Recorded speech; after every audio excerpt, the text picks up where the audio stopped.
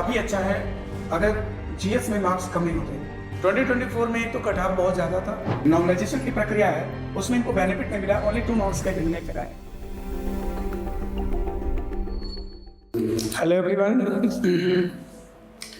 आज आपके सामने एक और संदेश का हीरो प्रेजेंट हुआ है। He got selection in 2024 season exams और आप अभी यहाँ पे इनका स्कोर सुनेंगे। जैसा कि स्कोर आपको दिखाया जाएगा तो स्कोर इनका काफ़ी अच्छा है। अगर जीएस में मार्क्स कम नहीं होते तो इनका जो ड्रीम पोस्ट है वो इनको अवश्य मिल जाता। 2024 में तो कट ऑफ बहुत ज़्यादा था, जिसके वजह से कट ऑफ का ज़्यादा होना जितना इनका मार्क्स है इस पर एक्साइज इनकम टैक्स मिल जाता था, लेकिन 2024 में कट ऑफ बहुत ज़्यादा गया है। क्योंकि इनको थोड़ा सा इसमें जो नॉर्मलाइजेशन की प्रक्रिया है उसमें इनको बेनिफिट नहीं मिला, ओनली 2 मार्क्स का ही बेनिफिट मिला है।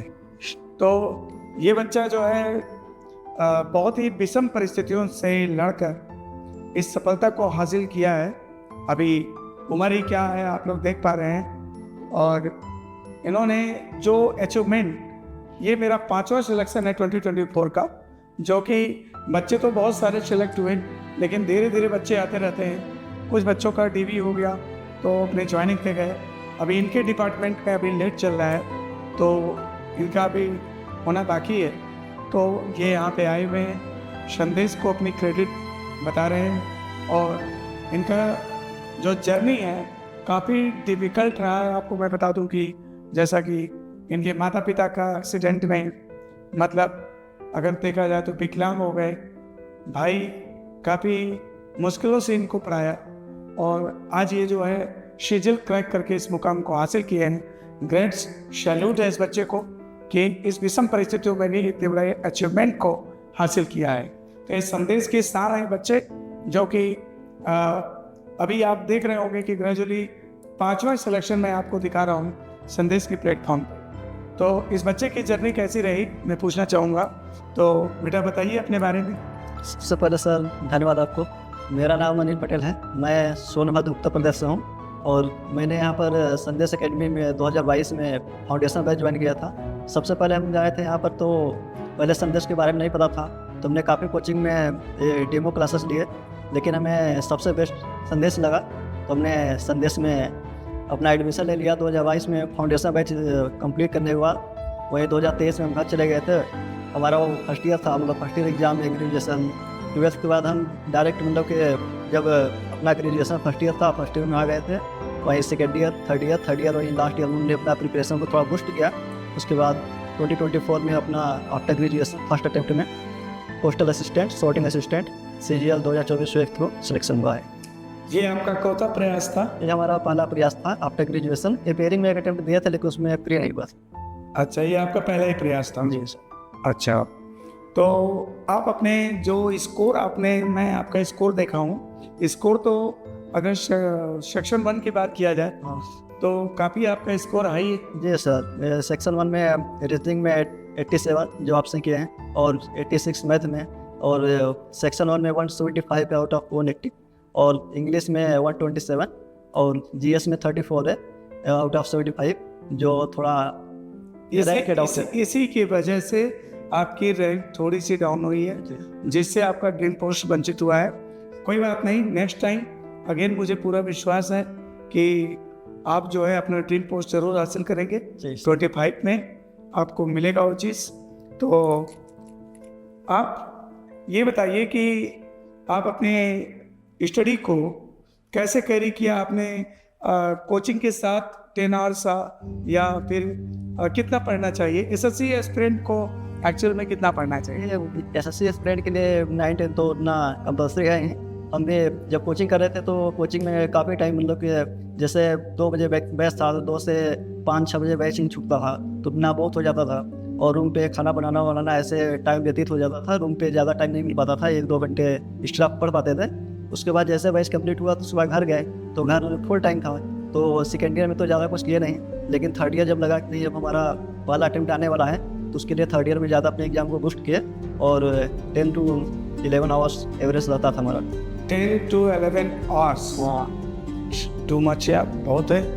और अच्छा ये बताइए कि आपने पुलिस में भी सिलेक्शन लिया? हाँ, हमारा ये यूपी पुलिस कांस्टेबल में भी हुआ था, जिसके लिए हमें स्पेशल में कुछ करने की जरूरत नहीं पड़ी थी। हिंदी के लिए थोड़ा मोड़ा यूट्यूब से देख लिए थे और वही यूपी पुलिस कांस्टेबल में हुआ था। हमारा 8 जनवरी को DB PhD के लिए भरना था, लेकिन हमने उसको स्किप कर दिया क्योंकि हमारा मेंस का डेट आ गया था। 20 जनवरी को मेंस था, तो हमें लगा कि फिजिकल के लिए तैयारी करेंगे तो मेंस में टाइम कम पड़ जाएगा। तो हमें कॉन्फिडेंस था कि नहीं, अब अपना CGL क्रैक कर लेंगे, तो इसलिए उसको स्किप कर दिया। अच्छा, जनरली आपकी जगह कोई भी बच्चा होता, एक तरफ उसके सामने नौकरी मिली हुई है, DB PhD है, और दूसरी तरफ है कि अभी एग्ज़ाम मुझे देना है, तो मतलब आपने कैसे इतना कॉन्फिडेंस कैसे लाया अपने अंदर की एक मिली हुई नौकरी को स्किप करके हम अभी एग्ज़ाम देंगे दूसरा? हाँ, ये थोड़ा डिसीजन लेना हमारे ऊपर डिफिकल्ट था। घर वाले में कहे कि जो मिला पहले उसको ऑप्ट कर लो, उसके बाद फिर CGL तो हर वर्ष होगा और अगले अटेम्प्ट पे दे देना, चाहे दूसरे अटेम्प्ट पे कर लेना। लेकिन अभी जो मिला उसको मत छोड़ो, हो सकता है कि CGL हो या ना हो, लेकिन हमें कॉन्फिडेंस था कि नहीं, हम कर लेंगे। प्री में काफ़ी अच्छा स्कोर रहा, 161 था, तो हमें लगा कि नहीं, हम कर लेंगे, जैसे प्री हुआ मेंस हो जाएगा। प्री में रीजनिंग में कितना स्कोर था? प्री में रीजनिंग में 50 आउट ऑफ 50 50 आउट ऑफ 50। अच्छा, मैथ्स का क्या स्कोर था? मैथ का प्री में 40 था या 42 था ऐसे। 40? ओके, बहुत बढ़िया। तो मतलब को 161 था। हाँ, ओके, तो ठीक है, बहुत बहुत कॉन्ग्रेचुलेशन, आपका बहुत ही ग्रेट अचीवमेंट है। और जैसा मैंने आपके फैमिली बैकग्राउंड के बारे में, जरा अपने फैमिली बैकग्राउंड के बारे में आप बताइए। हाँ, वही हमारा फैमिली बैकग्राउंड में पहले हमारे यहाँ कृषि होता था, कृषि अभी भी हो रहा है। पहले पिताजी करते थे, लेकिन पापा वर्किंग है? हाँ, नहीं, अब तो नहीं है। पापा पहले कृषि करते थे, लेकिन एक्सीडेंट की वजह से उनका मतलब विकलांग हो गए, और माता जी को एक्सीडेंट हो गया था साथ में। साथ में दोनों लोग का एक्सीडेंट? तो बहुत ही दुखद है। तो उसके बाद भैया ने भी मोटिवेट किया कि नहीं, तुम करो, हम घर का परिस्थिति हम संभाल रहे हैं, तुम जाओ। तो वही हमने भेज दिए। तो हमें था कि नहीं, अगर कोई हमारे पे इतना विश्वास कर रहा है तो हमें तो कुछ करके दिखाना ही पड़ेगा।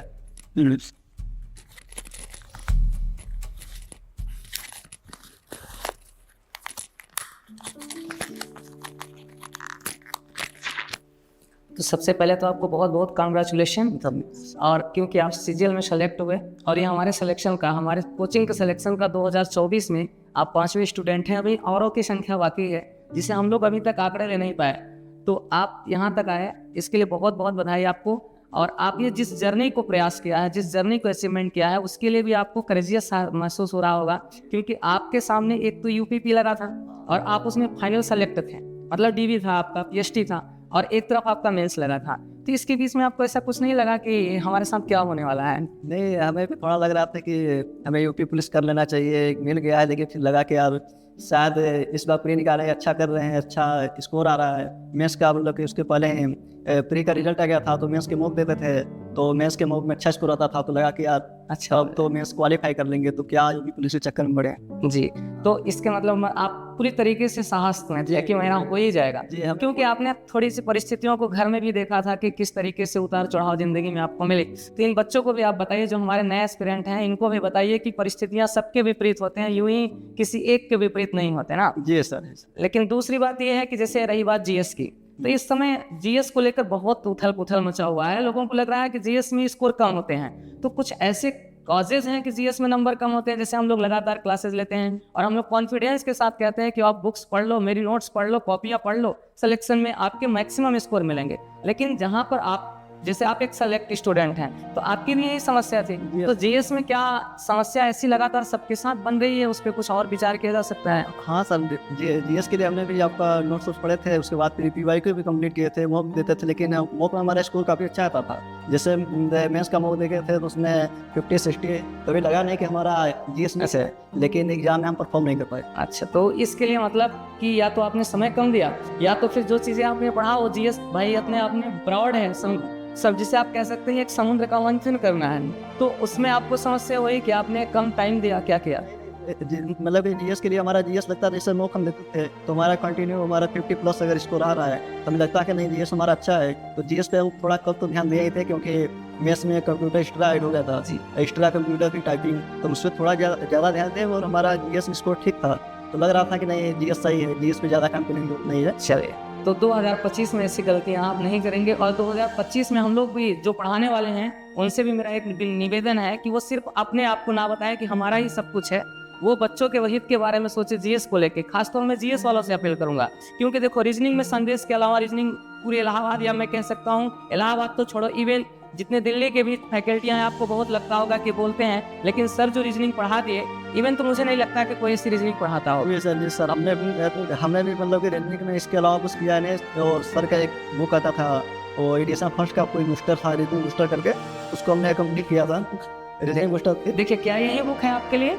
ये लॉजिकल रीजनिंग की हमारे पास बुक है, एक मैं आपको दिखा रहा हूँ। क्या यही मेंस की बुक है? जी सर, जैसा कि हाँ, इसके बारे में वो बूस्टर करके आते हैं, रीजनिंग बूस्टर वाली काफ़ी मोटी थी, लेकिन इसका हमने एनालिसिस किया, बुक देखा, तो इसमें जो मेंस में है, इसका तो प्री में तो नहीं बेटर है, लेकिन जो मेंस में है, मेंस में 4-5 क्वेश्चन डायरेक्टली आते हैं, जितने लॉजिकल क्वेश्चन का, तो लॉजिकल के लिए बुक काफ़ी अच्छी है। तो मतलब आपने संदेश के जर्नी को बहुत बेहतर से देखा है, बहुत नज़दीक से देखा है।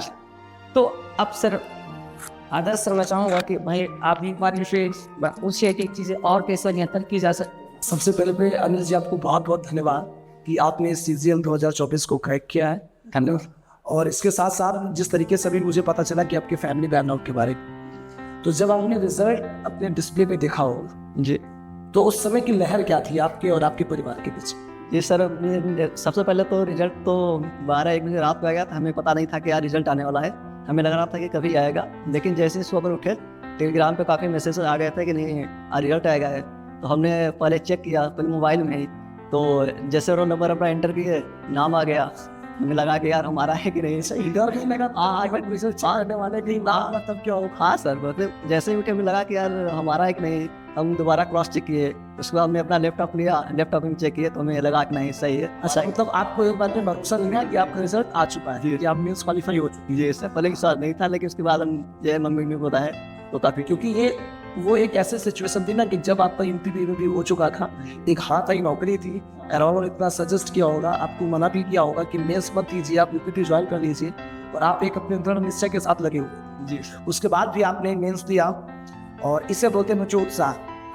क्योंकि इंसान जब भी कोई काम करता है ना, तो इंसान के जागने से पहले उसको अपना हौसला जगाना पड़ता है, और वही काम जीता जाता सबूत आपके सामने अनिल जी बैठे हुए हैं, जिन्होंने आई हुई नौकरी, आज के ज़माने में बच्चों नौकरी मिलना मतलब भगवान का मिलना है, और ये बात को प्रूफ कर चुके अनिल जी कि UPP की हाथ आई नौकरी को उन्होंने ठुकराया नहीं, सम्मान किया उसका, और उसके साथ साथ इनको इतना ज़्यादा अपने में कॉन्फिडेंस था कि ये SSC CGL का मेंस का ऑप्शन चूज के नहीं, मैं मेंस का पेपर दूंगा और मैं सिलेक्शन लेके आऊँगा, मैं एग्जाम क्रैक करूँगा। ये है हौसला, ये उत्साह।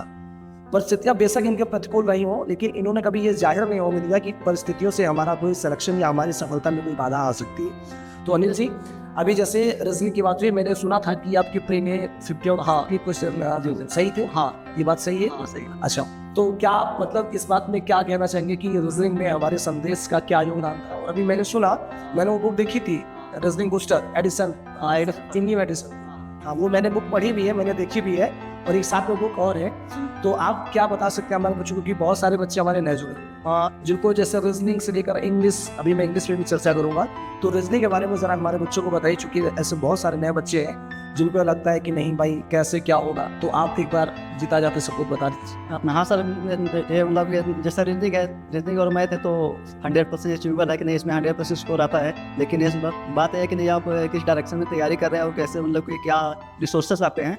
तो जैसे कि हमने यहाँ संदेश किया था, तो ये संदेश में जितना पढ़ाया गया था वो तो सर का लॉजिकल रीजनिंग वो जब ऐड नहीं हुआ था उस टाइम को, हाँ जी सर, जिसमें सब में कंपाइल करके दिया, हाँ जब लिखवा, हाँ उस टाइम डिजिटल वो नहीं था, तो हम लोग को ऐसे मार्कस लिखवा के पढ़ाते थे। तो उस टाइम तो मेंस में पहले तो आता भी नहीं था लॉजिकल रीजनिंग, लेकिन उसके पहले से खाली पढ़ा रहे हैं। अच्छा अच्छा, हाँ, यानी कि बच्चों आप देख सकते हो, ये उस समय की बात है जब सर वो मार्कर से बच्चों को नोट पर लिखवा के पढ़ाया था। अच्छा, रीजनिंग जो था आपने मतलब जो सर के नोट्स हैं उन्हीं को प्रॉपर रिवीजन, हाँ प्रॉपर रीजनिंग के हमारे पास अभी तक उनका नोट्स पढ़ा है। अच्छा, मतलब इतना आपको कॉन्फिडेंस था कि हम रीजनिंग आप जिस संस्था से जो वो हमें साथ मतलब कुछ गलत नहीं होना है, अच्छी जगह भरोसे साथ होगी। जी, तो यही होता है ट्रस्ट। बच्चों मैं बार बार कहता हूँ, अपना एक भविष्य बनाइए, अपना एक भरोसा जताइए, एक ट्रस्ट लिमिट होती है, उस लिमिट तक अपने आप को पुश कीजिए।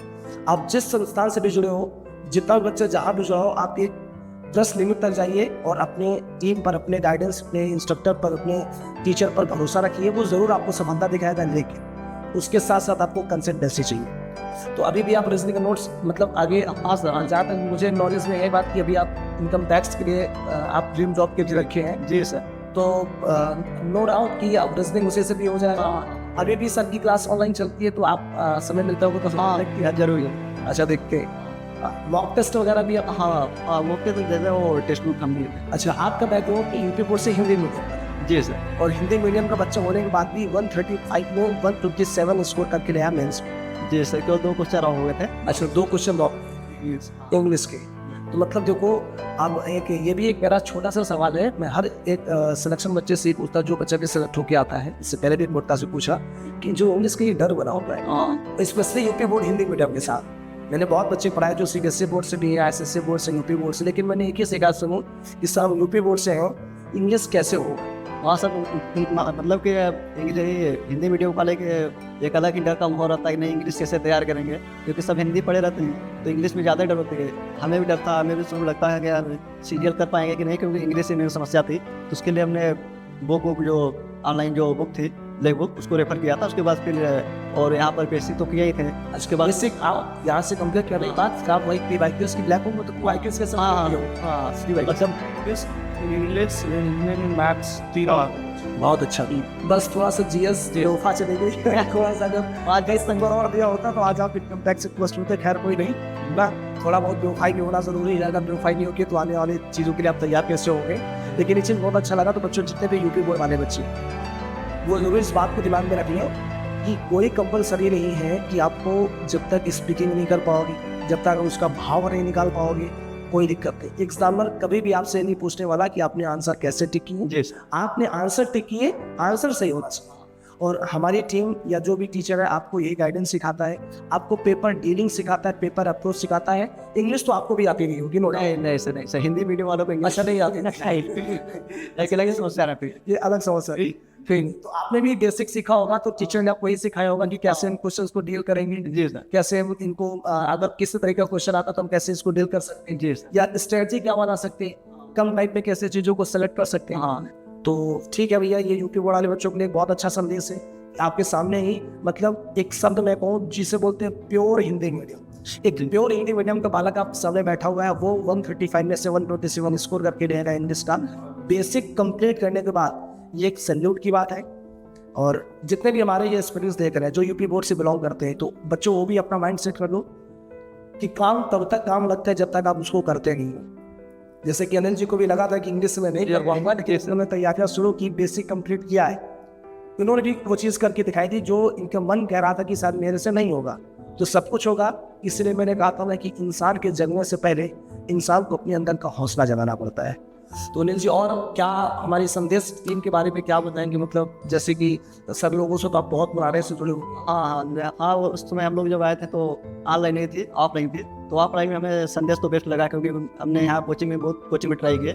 मतलब डेमो क्लास तो मैक्सिमम कोचिंग में लिए। अच्छा, मतलब आप इलाहाबाद है तो कई सारी मैंने देखी। हाँ, अच्छा, एक सवाल मेरे मन में पता है, ये सवाल मेरे मन में 2-3 साल से चलता है, तो मैं कभी किसी से पूछ नहीं पाया। जी, आपको लगता है कि रीजनिंग का कोई सब्स्टिट्यूट मिल सकता है? नहीं सर, रीजनिंग या सर रवि सर के अलावा कोई सब्स्टिट्यूट आपको इलाहाबाद या कहीं भी जहाँ भी आपने कभी भी पढ़ाई किया हो, कभी भी कोई वीडियो नहीं, इसके बाद रवि सर के बाद कहीं पढ़ेंगे नहीं, पढ़ाई हुई। अब बहुत आगे कर रहे कि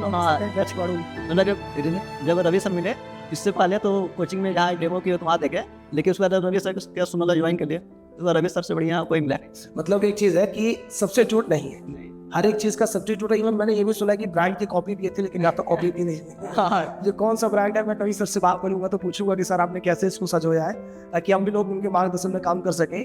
तो एक चीज़ तो तय होगी कि अभी इलाहाबाद में भी हमारे एसएससी सीजन के सिलेक्शन के बच्चे जा रही हैं। आई थिंक सर कई सारे बच्चों की कॉल भी है जो जॉब पे ऑलरेडी है, उनके भी सीजन सेलेक्टेड है। उनके वो वीडियो कॉल से सर से बात की, वो भी आ नहीं पाए, लेकिन वो बोले हैं कि जब आएंगे तो ज़रूर मिलेंगे। इलाहाबाद में सीजन का सिलेक्शन, मतलब ये तो वही बात हो गई कि सिलेक्शन का सिलसिला अभी भी जारी है और ये रुकने का सर नाम नहीं ले रहा। आज 5वां बच्चा है और इवन ऐसे और भी 2 कॉन्टैक्ट हुए हैं जिनके एसएमएस पड़े हुए कि सर जैसे टाइम मिलेगा हम आएंगे।